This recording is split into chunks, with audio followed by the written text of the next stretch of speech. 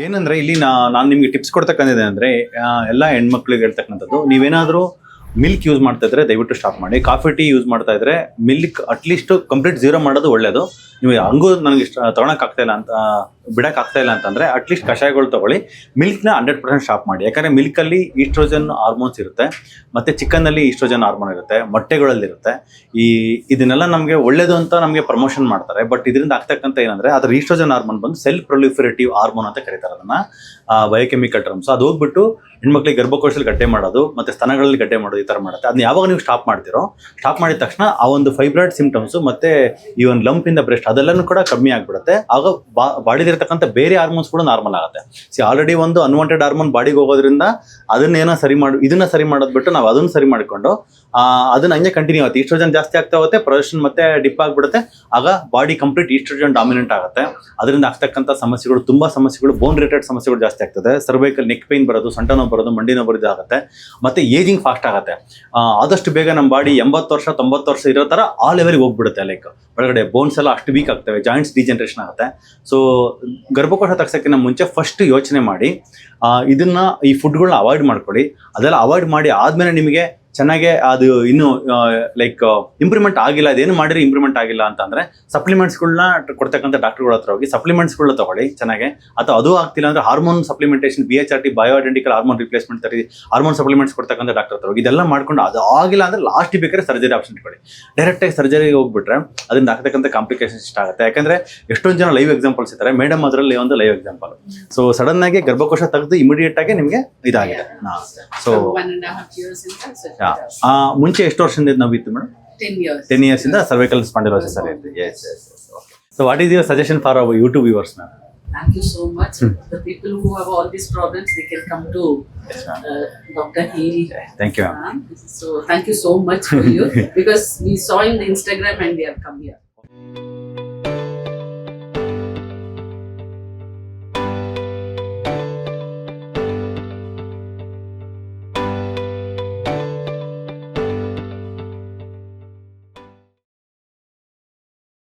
ಸ್ನೇಹಿತರೆ, ಒಂದು ಪೇಷಂಟ್ ಬಂದಿದ್ದಾರೆ. 1.5 year ಇಂದ ಅವರಿಗೆ ಗರ್ಭಕೋಶ ತೆಗೆದಿದ್ದಾರೆ. ತೆಗೆದ್ಮೇಲೆ 12 ವರ್ಷದಿಂದ ಇರತಕ್ಕಂಥ ಸರ್ವೈಕಲ್ ಸ್ಪಾಂಡಿಲೋಸಿಸ್ ಮತ್ತೆ ರೇಡಿಯೇಟಿಂಗ್ ಪೈನು ತೆಗೆದ್ಮೇಲೆ ಜಾಸ್ತಿ ಆಗಿದೆ ಅಂತ ಹೇಳ್ತಾ ಇದ್ದಾರೆ. ಅದಕ್ಕೆ ಮುಖ್ಯವಾಗಿ ಗರ್ಭಕೋಶ ಏನಕ್ಕಪ್ಪ ತೆಗೆದ್ರು ಅಂತ ಅಂದ್ರೆ ಅವ್ರನ್ನ ಕೇಳಿದ್ರೆ ಏನು ಹೇಳಿದ್ರು? ಫೈಬ್ರಾಯ್ಡ್ ಇತ್ತು, ಬಟ್ ಸಿಂಪ್ಟಮ್ಸ್ ಇರಲಿಲ್ಲ. ಸಿಂಪ್ಟಮ್ ಬ್ಲೀಡಿಂಗ್ ಅದೆಲ್ಲ ಏನಿಲ್ಲ. ಓಕೆ. ಸೊ ನಿಮಗೆ 12 ವರ್ಷದಿಂದ ಇರ್ತಕ್ಕಂಥ ಸಮಸ್ಯೆ ಇಮಿಡಿಯೇಟ್ಲಿ ಆಫ್ಟರ್ ದಟ್ ಸರ್ಜರಿ ಆದ್ಮೇಲೆ 1.5 year ಅಂದ್ರೆ ಎಷ್ಟು ಜಾಸ್ತಿ ಆಯ್ತು? ಜಾಸ್ತಿ ಆಗಿದೆ. ಓಕೆ. ಸೊ ಎಲ್ಲೆಲ್ಲಿ ಪೇನ್ ಬರ್ತಾ ಇತ್ತು?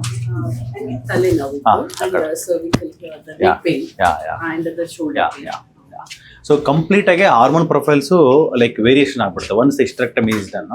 ಸೊ ಹಂಗಾಗಿ ಮೇಡಮ್ಗೆ ಇಲ್ಲಿ ಫಸ್ಟ್ ಟೈಮ್ ಟ್ರೀಟ್ಮೆಂಟ್ ಕೊಟ್ಟಿವಿ. ಇವತ್ತು ಸೆಕೆಂಡ್ ಡೇ, ಇವತ್ತು ಲೈಕ್ ಸೆಕೆಂಡ್ ವಿಸಿಟ್.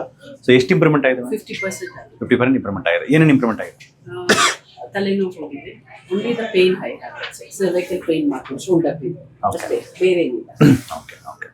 ಸೊ ಏನಂದ್ರೆ ಇಲ್ಲಿ ನಾನು ನಿಮಗೆ ಟಿಪ್ಸ್ ಕೊಡ್ತಕ್ಕಂಥದ್ದು ಅಂದರೆ ಎಲ್ಲ ಹೆಣ್ಮಕ್ಳಿಗೆ ಹೇಳ್ತಕ್ಕಂಥದ್ದು, ನೀವೇನಾದರೂ ಮಿಲ್ಕ್ ಯೂಸ್ ಮಾಡ್ತಾ ಇದ್ರೆ ದಯವಿಟ್ಟು ಸ್ಟಾಪ್ ಮಾಡಿ. ಕಾಫಿ ಟೀ ಯೂಸ್ ಮಾಡ್ತಾ ಇದ್ರೆ ಮಿಲ್ಕ್ ಅಟ್ಲೀಸ್ಟ್ ಕಂಪ್ಲೀಟ್ ಝೀರೋ ಮಾಡೋದು ಒಳ್ಳೇದು. ನೀವು ಹಂಗೂ ನನಗೆ ತೊಗೊಳಕ್ಕಾಗ್ತಾ ಇಲ್ಲ ಅಂತ, ಬಿಡೋಕ್ಕಾಗ್ತಾ ಇಲ್ಲ ಅಂತಂದರೆ ಅಟ್ಲೀಸ್ಟ್ ಕಷಾಯಗಳು ತೊಗೊಳ್ಳಿ.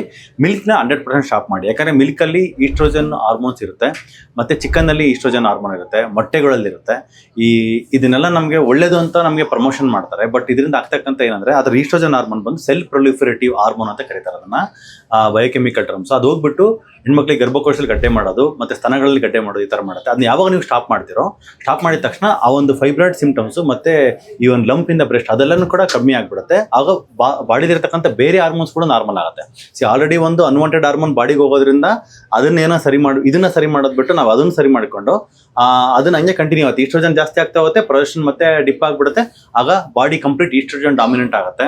ಅದರಿಂದ ಆಗ್ತಕ್ಕಂಥ ಸಮಸ್ಯೆಗಳು, ತುಂಬ ಸಮಸ್ಯೆಗಳು, ಬೋನ್ ರಿಲೇಟೆಡ್ ಸಮಸ್ಯೆಗಳು ಜಾಸ್ತಿ ಆಗ್ತದೆ. ಸರ್ವೈಕಲ್ ನೆಕ್ ಪೈನ್ ಬರೋದು, ಸೊಂಟ ನೋವು ಬರೋದು, ಮಂಡಿ ನೋವು ಬರೋದು ಆಗುತ್ತೆ. ಮತ್ತು ಏಜಿಂಗ್ ಫಾಸ್ಟ್ ಆಗುತ್ತೆ.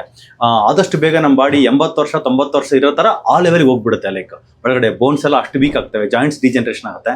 ಸೊ ಗರ್ಭಕೋಶ ತೆಗ್ಸೋಕ್ಕಿಂತ ಮುಂಚೆ ಫಸ್ಟ್ ಯೋಚನೆ ಮಾಡಿ, ಈ ಫುಡ್ಗಳನ್ನ ಅವಾಯ್ಡ್ ಮಾಡ್ಕೊಳ್ಳಿ.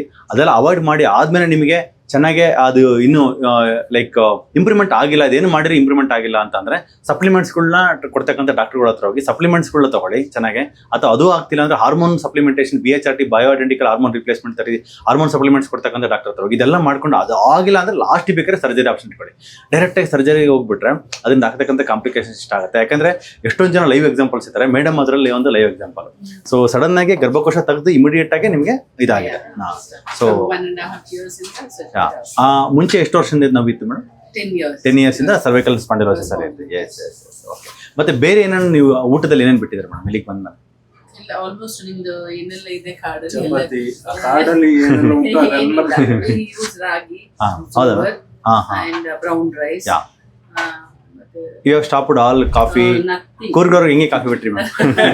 ನಮ್ದು plantation ಇದೆ, ಯಾ. ಬ್ಲ್ಯಾಕ್ ಕಾಫಿ ಕುಡಿಬೋದು. No sir, that is magnesium leaching ಮಾಡುತ್ತದು.